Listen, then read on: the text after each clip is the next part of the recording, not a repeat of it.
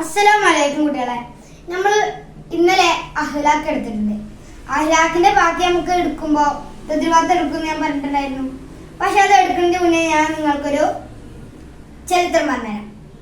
ചരിത്രം കേൾക്കുമ്പോൾ നിങ്ങൾ എന്തായാലും ഉഷാറായി കേൾക്കുമല്ലേ? ഓക്കെ, ഞാൻ ഒരു ചരിത്രം പറയാൻ പോണ്.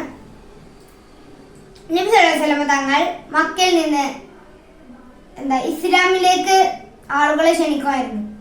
അങ്ങനെ ഒരു ദിവസം ക്ഷണിച്ചപ്പോൾ അവന്റെ നബി സല്ലല്ലാഹു അലൈഹി വസല്ലം തങ്ങളുടെ മൂതാപ്പ എന്ന് പറയാം, അബൂലഹബ് തബ്ബല്ലക് എന്ന് പറഞ്ഞു. തബ്ബല്ലക്കിന്റെ അർത്ഥം എന്താ അറിയോ? ഞാൻ പറഞ്ഞുതരാം. നീ നശിച്ചു പോട്ടെ എന്നായിരുന്നു പറഞ്ഞത്. അതുകൊണ്ട് നബി സല്ലല്ലാഹു അലൈഹി വസല്ലം തങ്ങൾ സഹായം തേടലും ഇസ്ലാമിലേക്കും ക്ഷണിക്കലും ചെയ്യാനായി നബി സല്ലല്ലാഹു അലൈഹി വസല്ലം കുടുംബമായ സഖീഫ് ഗോത്രത്തിലേക്ക് പോയി. തായിഫ എന്ന ഗോത്രത്തിലായിരുന്നു സഖീഫ് ഗോത്രം. അപ്പോൾ നബി സല്ലല്ലാഹു അലൈഹി വസല്ലം തങ്ങൾ പോകാനിടയായി.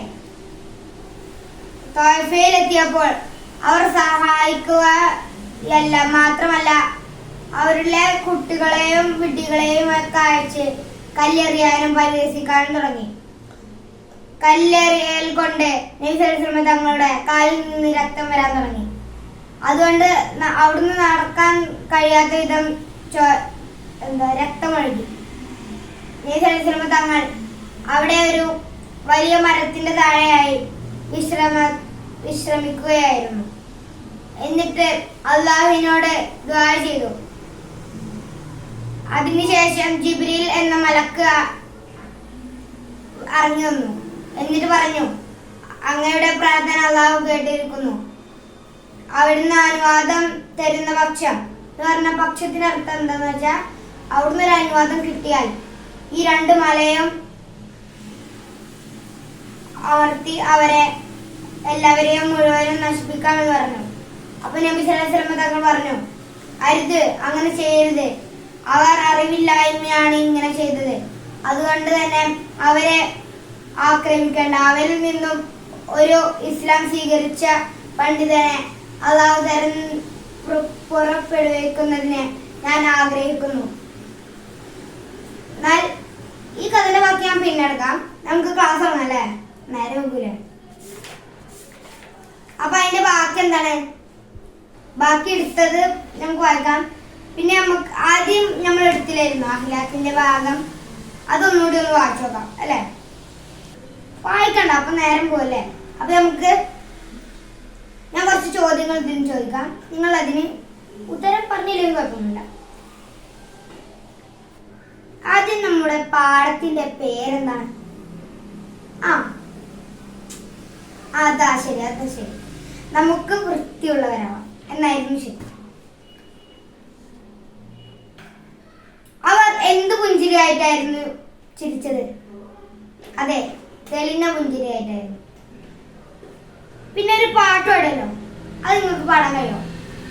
പഠിക്കൂ, ഞാൻ കൂടെ പഠിക്കാം.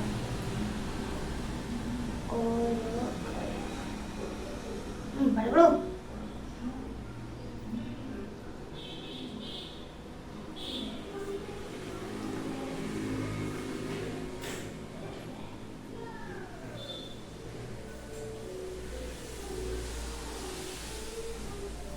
ഓക്കെ, ഭംഗിയായിട്ടുണ്ട്.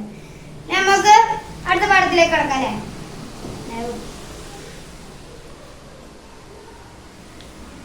പാടിക്കഴിഞ്ഞപ്പോൾ ഉസ്താദ് ചോദിച്ചു. എന്താ വെച്ചത്? ആളുകൾ ആരെയാണ് കൂടുതൽ ഇഷ്ടപ്പെടുക?